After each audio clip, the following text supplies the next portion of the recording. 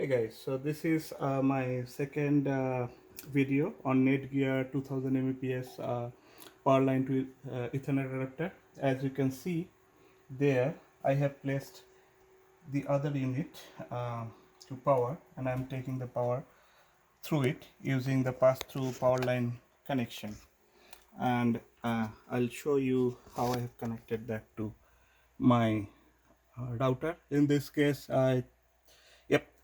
I have connected to my router directly, but I could have connected it to my other.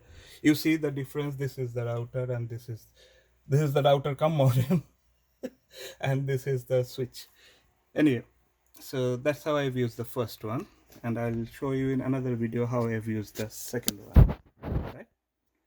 If you like this video, please click like and subscribe to get more videos like this. Thank you. Bye bye.